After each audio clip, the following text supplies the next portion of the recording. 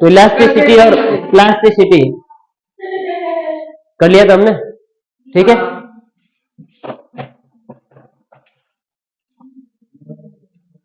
एक वो बात होगी कि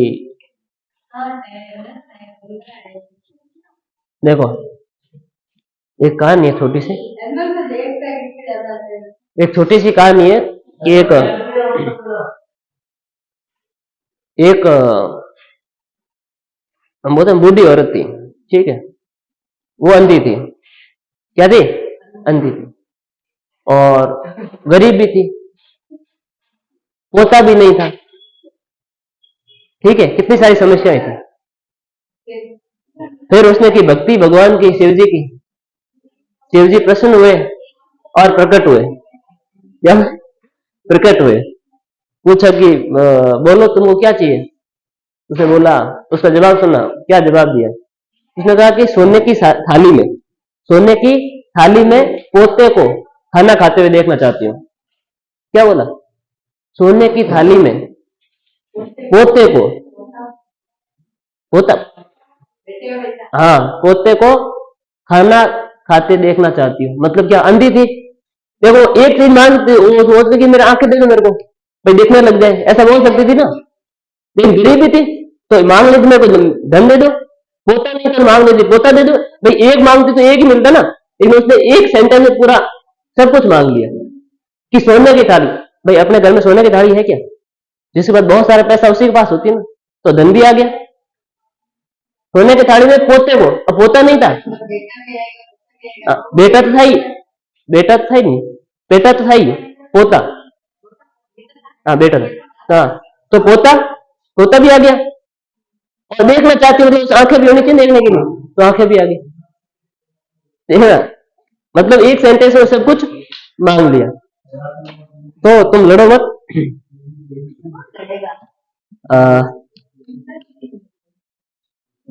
अगर हमारे मैकेनिकल प्रॉपर्टीज ऑफ सॉलिड्स पढ़ ले तो उसमें इलास्टिसिटी और प्लास्टिसिटी हमने पढ़ लिया था। अब उसके बाद इलास्टिक बिहेवियर ऑफ सॉलिड्स हो गया था, इलास्टिक बिहेवियर ऑफ सॉलिड्स हो गया था। देखो उसके बाद एक साइंटिस्ट होते हैं हुक, क्या नाम है? हुक। वो एक एक्सपेरिमेंट करते हैं। क्या एक्सपेरिमेंट करते हैं? वो एक स्प्रिंग लेते हैं,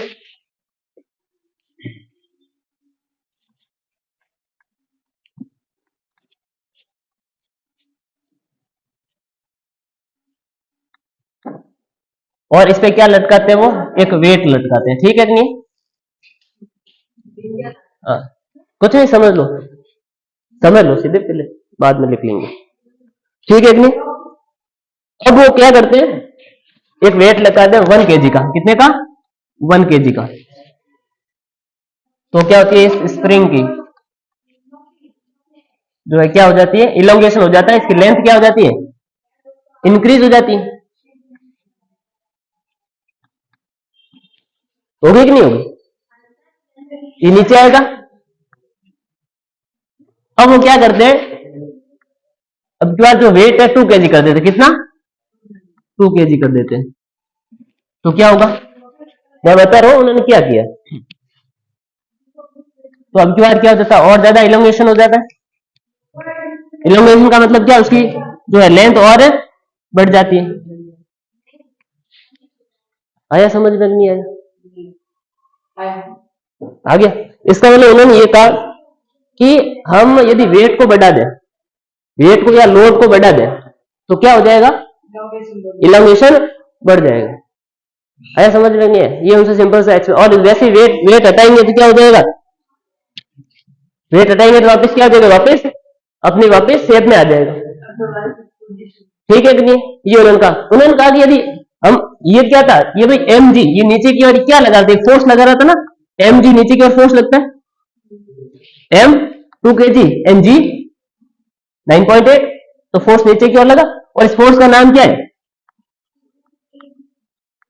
डिफॉर्मिंग फोर्स, या इसको हम क्या बोलते हैं? लोड। आया समझ में? तो यदि हम डिफॉर्मिंग फोर्स को बढ़ा दें क्या करें, डिफॉर्मिंग फोर्स को बढ़ा दे, तो क्या हो जाएगा, स्प्रिंग क्या हुई, इलोंगेशन हो गया। क्या हो गया, स्प्रिंग का इलोंगेशन हो गया।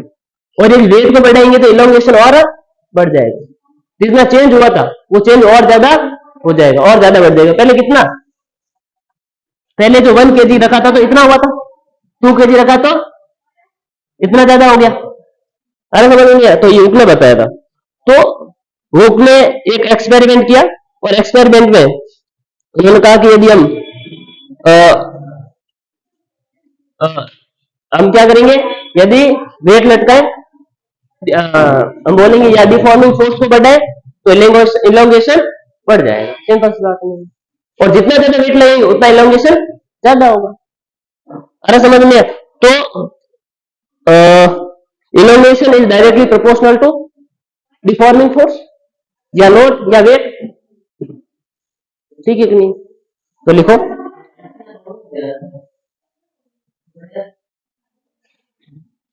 मैं सिंपल सी यहां बात लिख लेता हूं।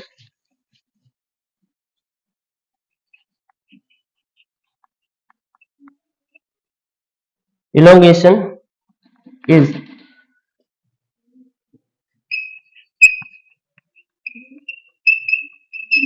proportional to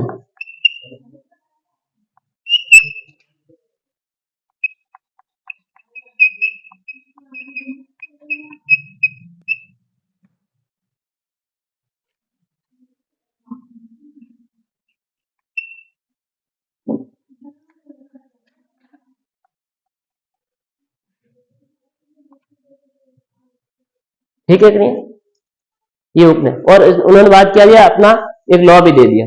ये उन्होंने एक्सपेरिमेंट के करके उन्होंने क्या दे दिया, अपना लॉ दे दिया। और उस लॉ का नाम क्या था, लॉ ऑफ इलास्टिसिटी। क्या था,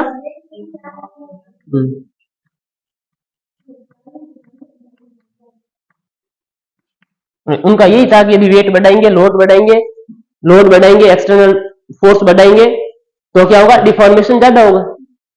क्या होगा, डिफॉर्मेशन ज्यादा होगा, सिंपल सी बात है।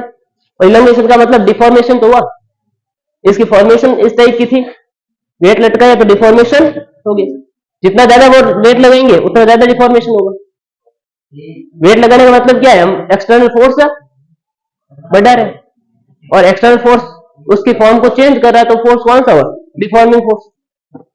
आ गया समझ में, नहीं आ गया। अब देखो, किसी भी या मैं बोलूं डिफॉर्मेशन किस पे डिपेंड करता है, किस पे डिपेंड करता है। देखो इधर सिंपल सी मैं बात लिखूं कि हम किसी भी बॉडी पर फोर्स अप्लाई करें,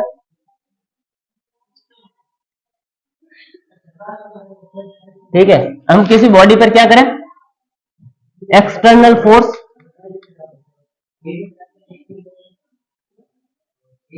एक्सटर्नल फोर्स मतलब कौन सा, डिफॉर्मिंग फोर्स,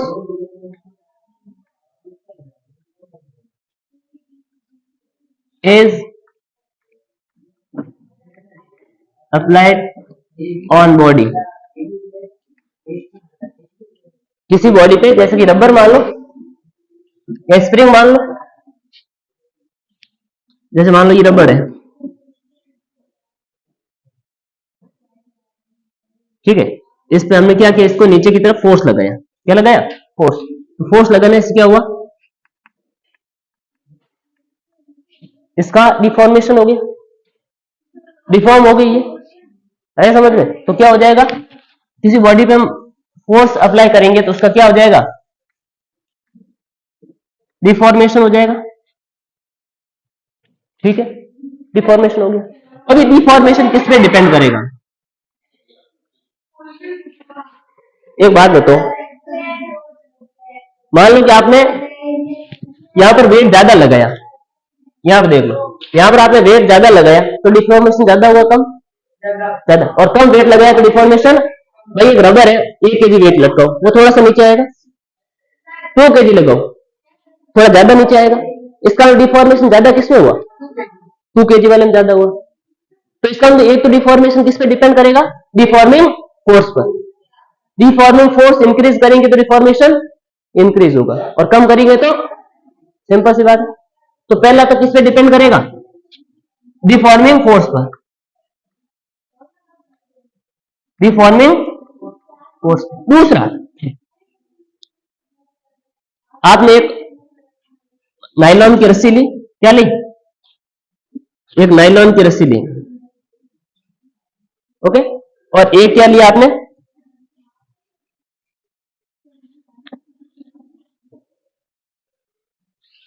सेम लेंथ का, सेम मोटाई का, ने क्या ली? ये क्या लिया हमने? ये रबर लिया, और ये क्या हमारी नायलॉन की रस्सी, ठीक है? ठीक है कि नहीं? अब देखो, इस पे आप मान लो कि 1 kg लटकाओ, ठीक है, तो ये क्या होगा?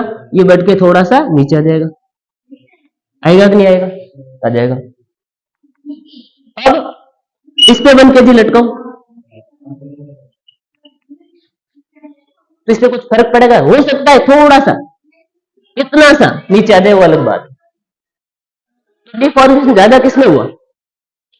रबर वाले में ज्यादा हुआ, इसमें क्या हुआ? कम।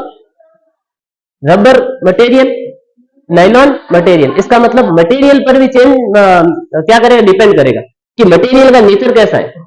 अब आप एक और लगा दो भाई, लोहे का तार ले लो, कॉपर का तार ले लो, उसमें आपको बिल्कुल भी नहीं दिखेगा, लेकिन डिफॉर्मेशन तो होगा, लेकिन आपको दिखेगा नहीं, ठीक है कि नहीं है? तो इसका मतलब एक तो डिफॉर्मिंग फोर्स पर डिपेंड करेगा, दूसरा नेचर ऑफ मटेरियल पर। नहीं समझ में आया क्या?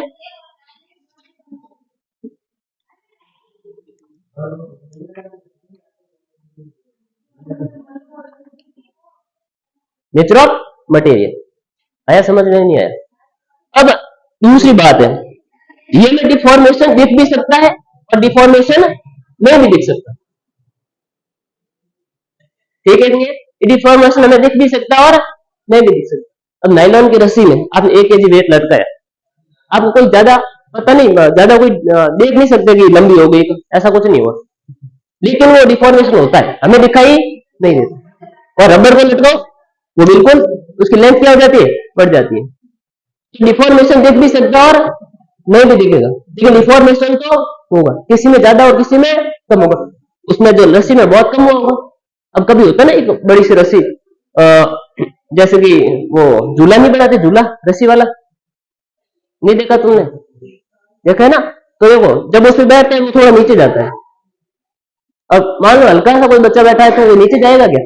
नहीं जाएगा, थोड़ा सा, लेकिन हमें कोई ज्यादा नहीं दिखेगा। और वापस वो हटेगा तो वापस ऊपर की तरफ हो जाएगा। वहां पर आप एक लोहे की रोड लटका दो, उसके ऊपर बैठो, वो आपको बिल्कुल भी नहीं दिखेगा डिफॉर्मेशन को, लेकिन डिफॉर्मेशन थोड़ा बहुत भी होगा।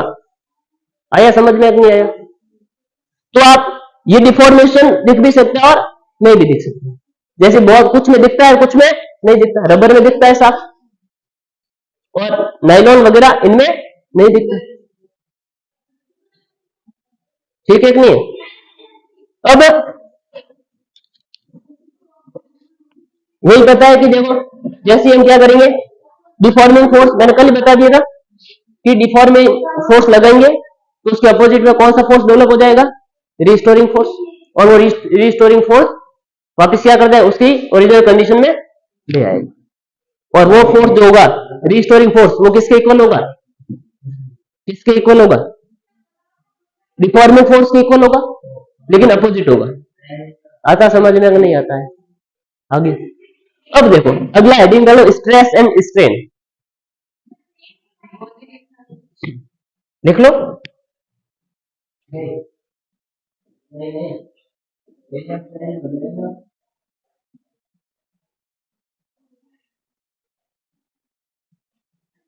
एक मैं लाइन और लिख देता हूं यहां पर,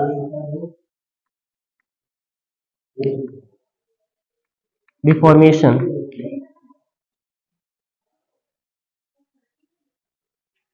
डिफॉर्मेशन may not be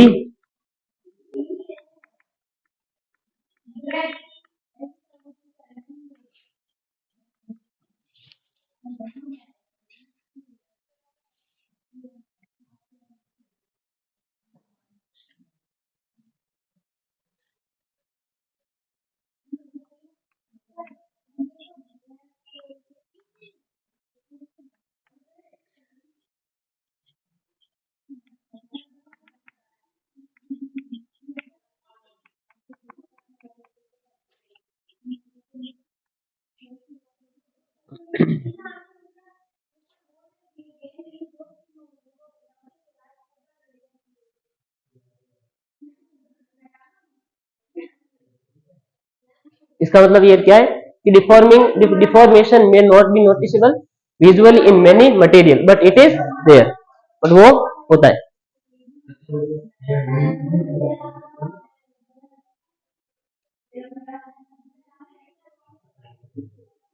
एक बात अपन और लिख सकते हैं जो कल भी बताई थी मैंने, when we apply when we apply deforming force on body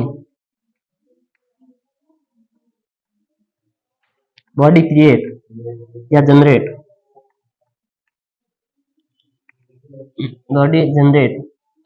restoring force, restoring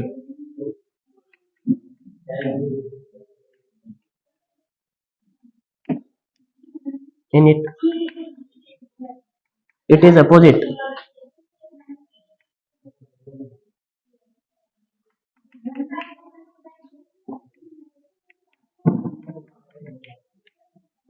to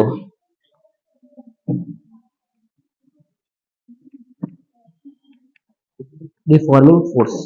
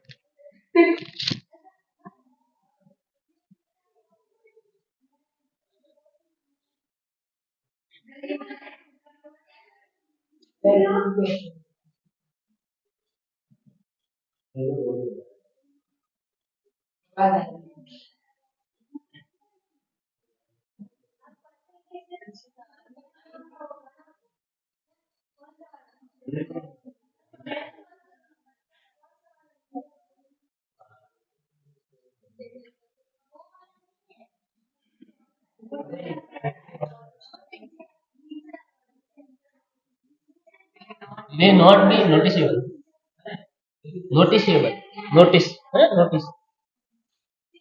visually.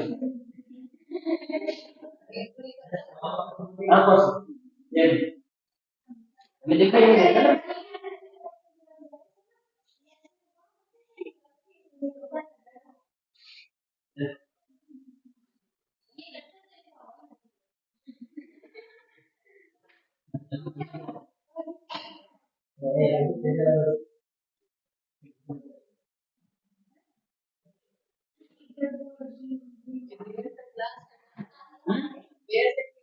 देर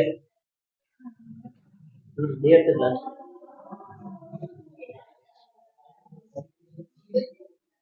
ये लॉ ऑफ इलास्टिसिटी,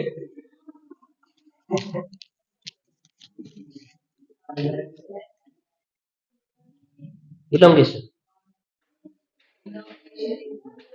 हाँ, is proportional to external force, deforming force.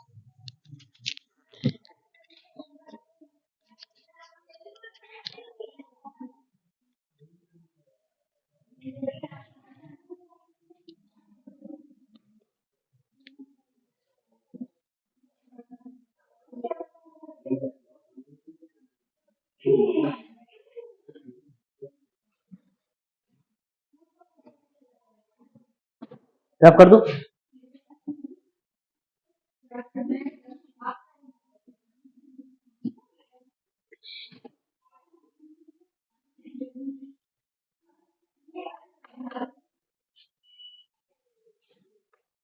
अगला हेडिंग डालो स्ट्रेस एंड स्ट्रेन, रब कर दूं ये वाला?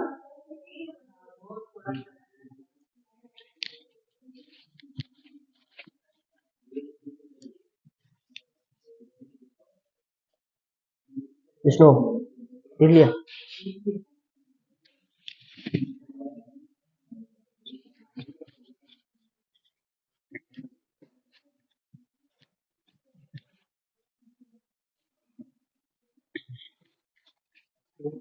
अब स्ट्रेस एंड स्ट्रेन,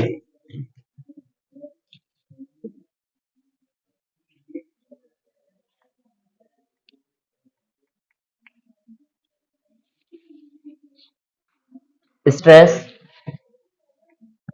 एंड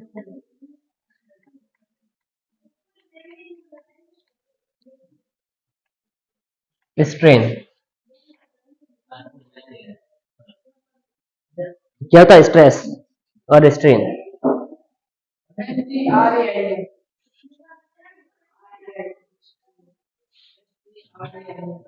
हाँ, STRAIN, यस।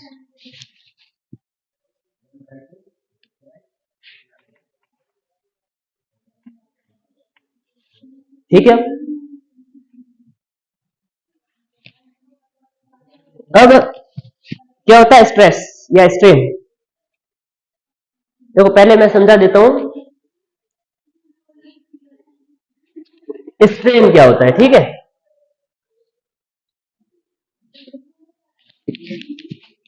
देखो स्ट्रेन कुछ भी नहीं है,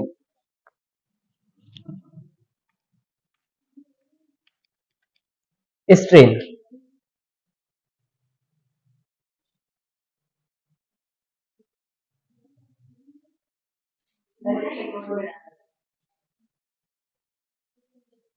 स्ट्रेन, अरे स्ट्रेन क्या होता है? जब किसी में बॉडी पे डिफॉर्मिंग फोर्स लगाते हैं, क्या लगाते हैं?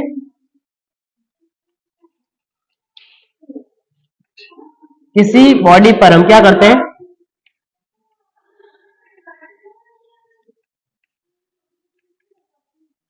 डिफॉर्मिंग फोर्स लगाते हैं। किसी बॉडी में हम क्या करते हैं? डिफॉर्मिंग फोर्स लगाते हैं। तो होता क्या है? तो होता हम बोलेंगे कि कॉन्फ़िगरेशन ऑफ बॉडी, बॉडी का कॉन्फ़िगरेशन क्या हो जाता है? चेंज हो जाता है।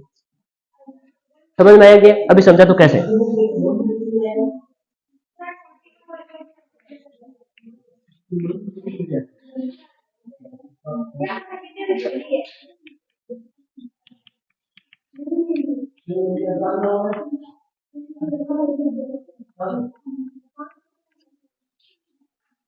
बॉडी का कॉन्फ़िगरेशन चेंज हो जाता है। कैसे चेंज हो जाता है? देखो हमारे पास क्या क्या है। देखो हमारे पास ये सिलेंडर है, देखना इधर, मेरे पास ये सिलेंडर है।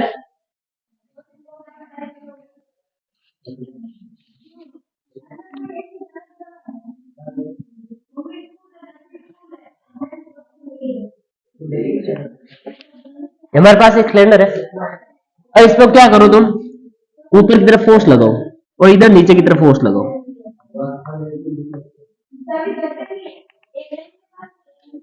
ठीक है कि नहीं? तो क्या हो जाएगा? ये जो है सिलेंडर,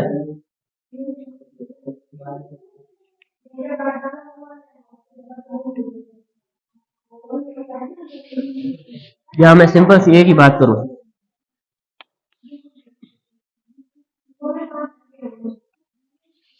इसकी हाइट क्या हो जाएगी?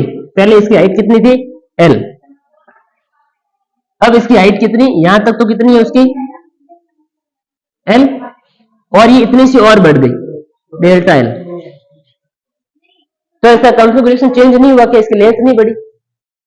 डिफॉर्म कॉन्फ़िगरेशन चेंज करने का मतलब ये होता है कि उसकी शेप, उसकी साइज, ठीक है नहीं, उसका वॉल्यूम क्या हो जाए? चेंज हो जाए। कैसे चेंज हो गया? देखो मान लो कि पहले है ना, इसमें इस टाइप के अरेंज से एटम या मॉलिक्यूल इस टाइप से अरेंज थे, ठीक है कि नहीं? एक के ऊपर एक अरेंज थे, ठीक है कि नहीं? ऐसे अरेंज थे। अब जैसे हमने इसको बड़ा कर दिया तो क्या हो गया? ये दूर दूर नहीं हो गई क्या? तो ये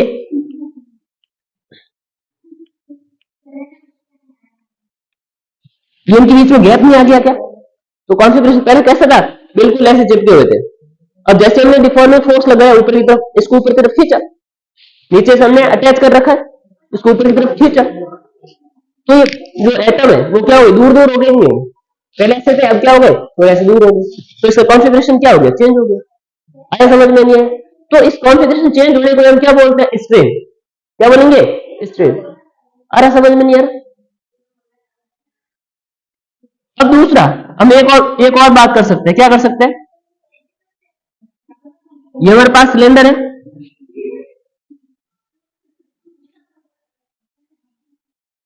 ठीक है, और इसमें हमने क्या कर दिया, इधर ऊपर की तरफ क्या लगा दिया, इसको ऐसे नीचे की तरफ दबा दिया।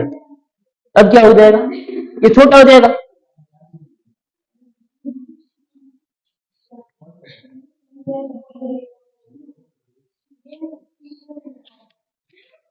कितना, मान लो इसकी लेंथ कितनी थी, एल, अब इसकी कितनी हो गई, अब इसकी ये छोटा हो गया, कितना, डेल्टा एल छोटा हो गया।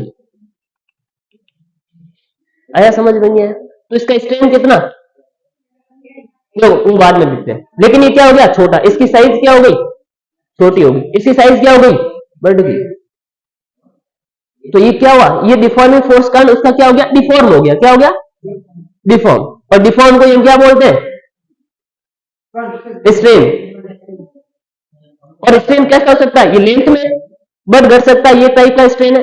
दूसरा और क्या स्ट्रेन हो सकता है, मान लो कि आपने क्या किया, गुब्बारा है, ठीक है, क्या है, गुब्बारा है, उसमें हवा भरी है, ओके। अब इसको आपने क्या किया, पानी में डाल दिया, क्या कर दिया, पानी में, और प्रेशर पानी का बहुत ही क्या है, ज्यादा, पानी का प्रेशर, हाइड्रोलिक प्रेशर क्या है, ज्यादा। तो पानी क्या करेगा, इसके ऊपर ऐसे फोर्स लगाएगा, हर दिशा से, हर डायरेक्शन से फोर्स लगेगा, नहीं लगेगा। इसका वॉल्यूम V है, क्या है, V।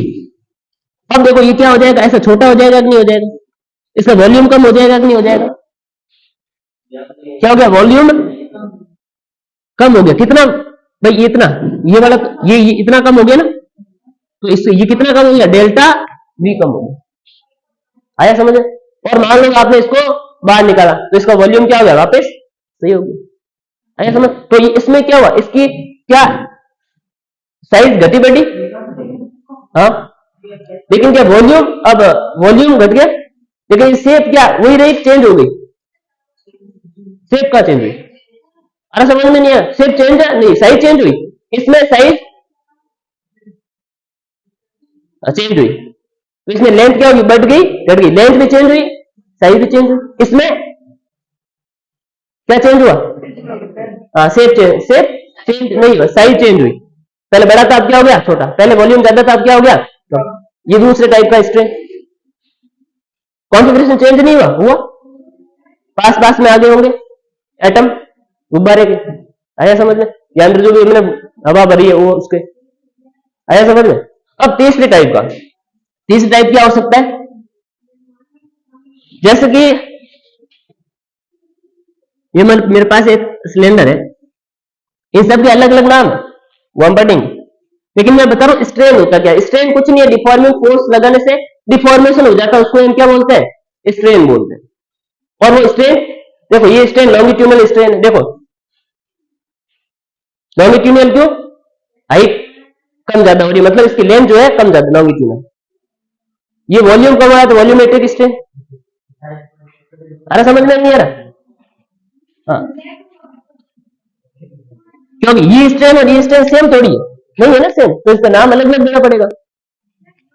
दूसरा, ये मेरे पास कोई सिलेंडर है, अब मैंने क्या कर दिया, इस पर फोर्स लगाया, इस तरफ क्रॉस सेक्शन एरिया, देखो इधर में ये क्रॉस सेक्शन एरिया, ये क्रॉस सेक्शन एरिया क्या होता है पता है,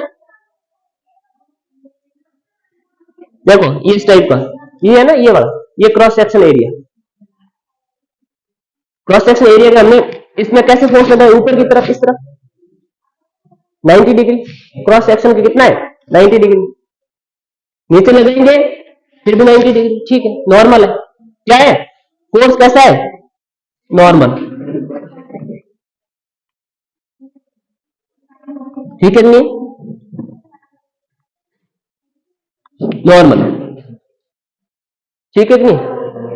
अब इसका देखना, मैंने फोर्स इस टाइप से इधर लगाया और इसको यहां से फिक्स कर रखा है, तुमको पता ना, हम जितना इधर, हम होता क्या है कि रिएक्शन फोर्स होता है ना, हमने इधर इस तरफ फोर्स लगाया, तो ये दूर नहीं जा रहा है, मतलब ये हट नहीं रहा है यहां से, मतलब यहां से फिक्स है। इसका मतलब क्या है कि सरफेस ने फ्रिक्शन फोर्स इस तरफ डेवलप कर लिया होगा, पता है ना।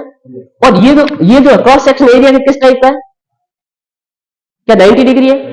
नहीं है ना, ये इस टाइप से फोर्स है। ये कैसे है देखना इधर, ये बुक है मेरी, मैंने इसको इस तरफ से, ये क्रॉस सेक्शन एरिया ये इसका ऐसा, मैंने इसको इस तरफ से इस टाइप से क्या किया, दबाया, फोर्स, ठीक है कि नहीं? तो क्या हो गया, हुआ क्या, इसको मैंने इस तरफ से दबाया, ऐसे किया, तो ये क्या हो गया, थोड़ा सा टेढ़ा नहीं हो गया?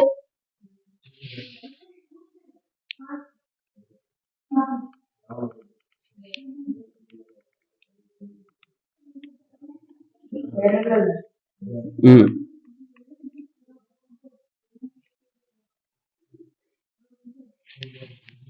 ऐसा नहीं हो जाएगा क्या, बताओ मेरे को?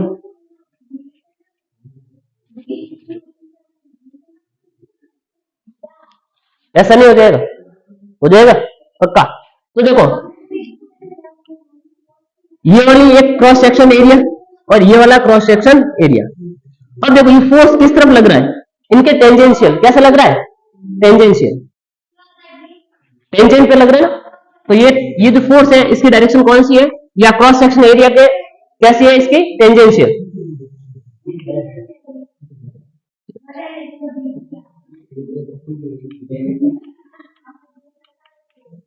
ठीक है नहीं, जिस बुक का मान लो इस टाइप से, ठीक है। देखो ये एक सरफेस है, ये सरफेस है, दोनों एक दूसरे के पैरेलल है पैरेलल। देखो जैसे मैंने क्या किया, इसको ऐसे लगाया, ऐसे फोर्स लगाया, तो ये सरफेस क्या हो गई आगे, और ये तो नहीं रही, तो ये जो है सरफेस क्या हो गई, डिस्प्लेस हो गई। देखो मैंने फोर्स इस तरफ लगाया, एक इस तरफ, वो अपने आप डेवलप हो जाता है। जैसे मैंने इसको फोर्स इस तरफ ऊपर की तरफ ऐसे लगाया, तो ये डिस्प्लेस हो गया, और ये इसके रिस्पेक्ट में ये डिस्प्लेस कितना हुआ, इस सरफेस के, ये जो हमारे क्रॉस सेक्शन एरिया है, ये क्या है, क्रॉस सेक्शन एरिया, एरिया, ठीक है कि नहीं? ये ऊपर वाले क्रॉस सेक्शन एरिया, दोनों कैसी सरफेस पैरेलल है कि नहीं है? ये सरफेस और ये सरफेस दोनों पैरेलल है। फोर्स कैसा लगा है, टेंजेंशियल फोर्स लगा है, टेंजेंशियल डायरेक्शन। अब देखो इसके रिस्पेक्ट में कितना डिस्प्लेस हो गया, पहले दोनों ऐसे थे, इनके बीच में एंगल कितना था, 0, ये भी दोनों भाई, ये दोनों ऐसे,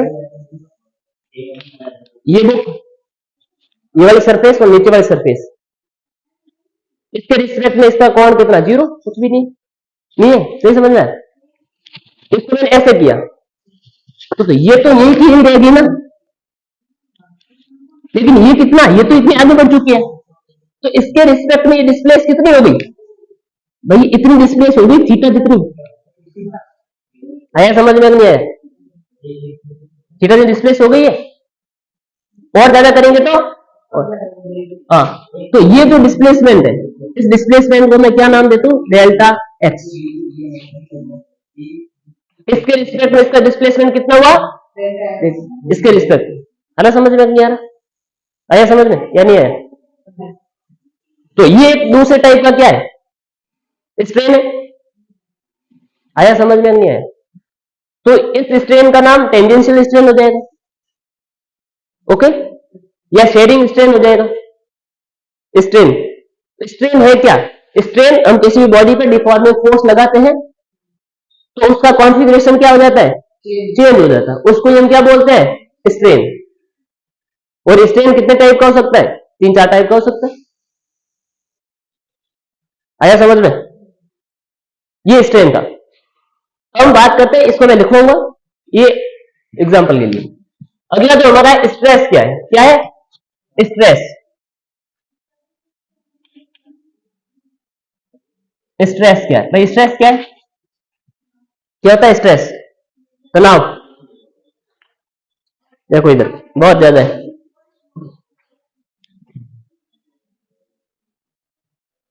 देखो मेरे पास एक ऐसा कुछ सिलेंडर टाइप का है, ओके, और यहां पे मैंने इसको फिक्स कर रखा है, ऐसा न करके वैसे ही कर देते हैं।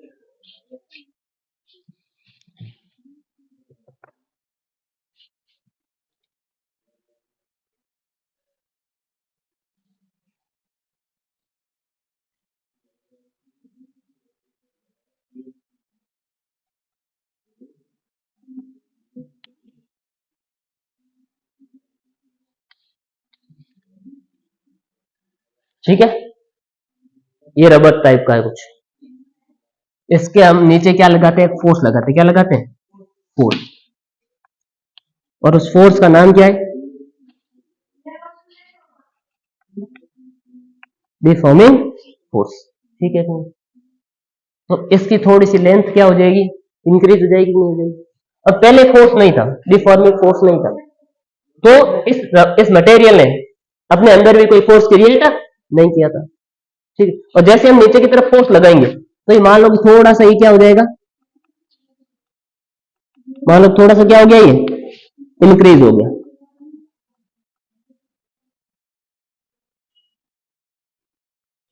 ठीक है कि नहीं, क्या हो गया, इंक्रीज हो गया। और जैसे भी ये इंक्रीज, डिफॉर्मिंग फोर्स लगा, जैसे ही इंक्रीज हुआ तो ये क्या कर लेगा, ये अपने अंदर एक फोर्स क्रिएट कर लेगा अंदर की तरफ। करेगा कि नहीं करेगा। और इस फोर्स का नाम क्या है, बताओ क्या है ना, रिस्टोरिंग फोर्स। ठीक है कि नहीं। अब हमने नीचे फोर्स और इंक्रीज कर दिया तो ये क्या और नीचे आ गया,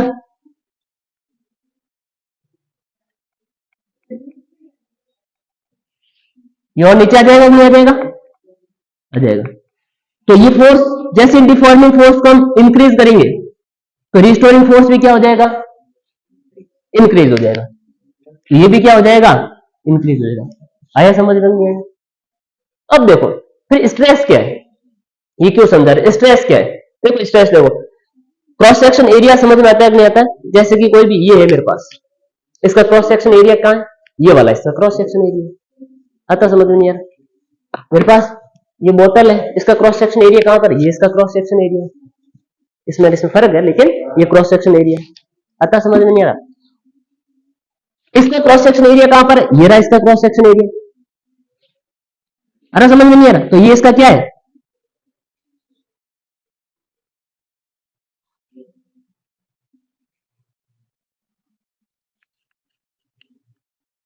क्रॉस सेक्शन एरिया। आया समझ में नहीं आया।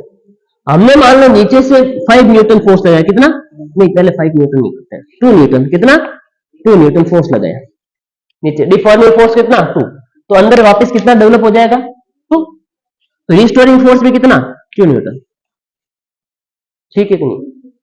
अब देखो, अब हमें पता करना है कि क्रॉस सेक्शन एरिया कितना है। कैसे पता कर सकते हो, क्या पाई आर स्क्वायर फॉर्मूला होता है, क्या होता है ना। एक सर्किल का हम एरिया कैसा निकालते हैं, पाई आर स्क्वायर से निकालते हैं। तो हाँ,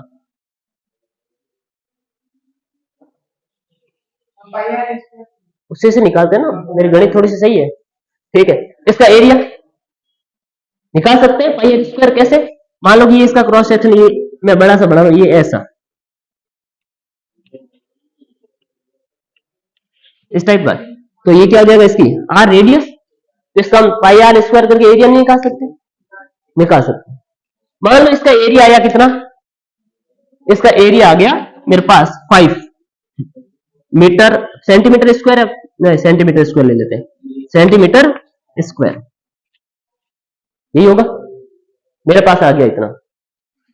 ओके, अब देखो मैं ये देखना चाहता हूं कि 1 यूनिट बोलो या per unit area. Per unit area का मतलब क्या है, भाई 1 सेंटीमीटर स्क्वायर पर कितना फोर्स लग रहा है, मैं वो निकालना चाहता हूं। क्या करना चाहता हूं, 1 सेंटीमीटर स्क्वायर पर कितना फोर्स लग रहा है, कैसे निकालूंगा बताओ मेरे को। नहीं, ऐसे कैसे निकाल लोगे। मान लो कि मेरे पास 10 न्यूटन फोर्स है, कितना है, 10 न्यूटन, और वो 10 न्यूटन कितने पे लग रहा है, इसका एरिया कितना है, 5, कितना है, 5। अब ठीक है कि नहीं, फोर्स कितना लग रहा है 10, और एरिया कितना है 5 मीटर स्क्वायर। बताओ 1 मीटर स्क्वायर पर कितना फोर्स लगेगा? हाँ 2 लगेगा ना।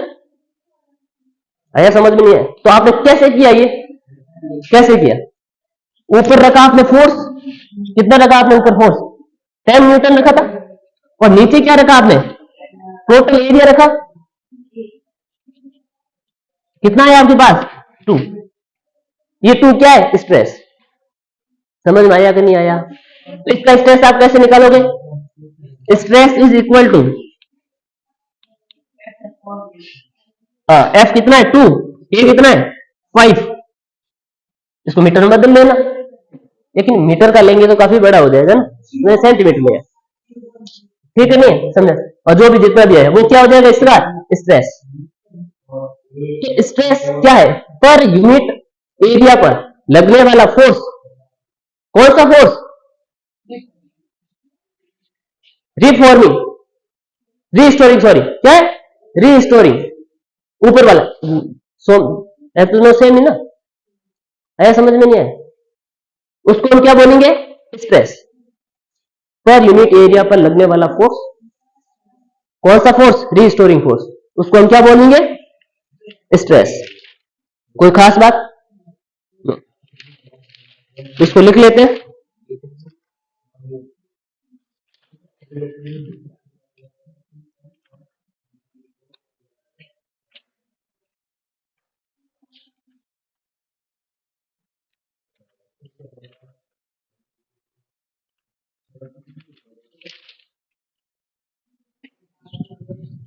तो क्या लिखेंगे? Restoring force. स्ट्रेस क्या है?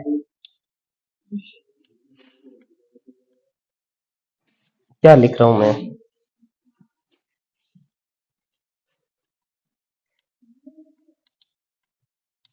Restoring force, restoring force per unit area, per unit area is known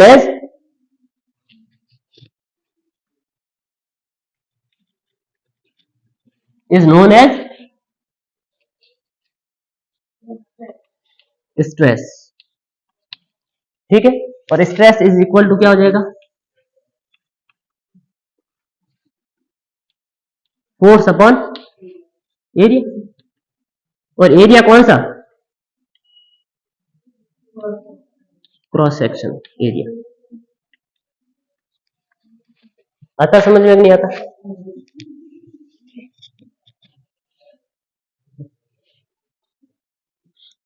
is equal to F upon A. Unit क्या हो जाएगी इसकी? न्यूटन पर मीटर स्क्वायर। डायमेंशन बताओ।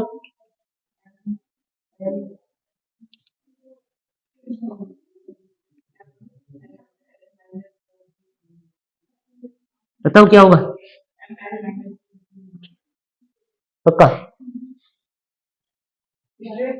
हाँ इसकी बताओ। एफ बराबर एम में होता है ना, इससे क्या हो जाएगी? केजी मीटर, हाँ मीटर पर सेकंड स्क्वायर। ठीक है, और नीचे भी क्या है भाई? एक तो ये हो जाएगा नीचे, और नीचे क्या हो जाएगा अपने पास? Metre square. ठीक है कि नहीं? केजी m1, ये 1 से 1 गया पीछे, माइनस ये कितना रह गया 1, तो ऊपर जाएगा तो -1, तो l -1 t -2, m1 l -1 t minus. सही है? हाँ सही है। तो आया समझ में? नहीं आया स्ट्रेस का मामला? अब ये स्ट्रेस जो है हम देखेंगे कि अलग अलग टाइप का स्ट्रेस होता है। लेंथ वाले में अलग स्ट्रेस होता है। तो स्ट्रेस है क्या पता है? स्ट्रेस पता चल गया क्या? स्ट्रेस और स्ट्रेन में फर्क पता चला? इसकी लेंथ कम हुई ज्यादा हुई स्ट्रेन, इसमें इस क्रॉस सेक्शन एरिया में जितना फोर्स लग रहा पर यूनिट एरिया पर, वो क्या हुआ? स्ट्रेस। स्ट्रेस चेंज हो गई। स्ट्रेस लगेगा तो क्या होगा? स्ट्रेन बदलेगी, भाई स्ट्रेन होगा उसके अंदर। आ रहा समझ में? नहीं आ रहा? तो ये था। और ये बड़ा अलग टाइप का स्ट्रेन है। फोर्स तो लगेगा ना, इस पे फोर्स जितना भी लगेगा, इसका एरिया, इसका फोर्स अपॉन ये एरिया, तो यहाँ कितना, यहाँ स्ट्रेस आ जाएगा। आया समझ में? नहीं आया? और यहाँ इसका एरिया और ये स्टोरिंग फोर्स कौन डेवलप करेगा? ये जो गुब्बारा है वो रिस्टोरिंग फोर्स। अरे समझ में? तो ऐसे हम सबका क्या लिखा है? अलग अलग नाम है। इसका जो लेंथ बढ़ जाती है इसको हम बोलेंगे टेंसाइल स्ट्रेस, कम हो जाती है कंप्रेसिव स्ट्रेस। और ये दोनों जो है कौन से स्ट्रेन होंगे? Longitudinal strain. ये कल हम करेंगे, ठीक है कि नहीं? और फिर ये वाली टेंजेंशियल स्ट्रेस या शेयरिंग स्ट्रेस इसको बोलते हैं, जिसके अंदर स्ट्रेस जो है पैदा होगा, ठीक है कि नहीं? और वो स्ट्रेन कौन सा हो जाएगा? टेंजेंशियल स्ट्रेन होते हैं, ठीक है कि नहीं? आता समझ में?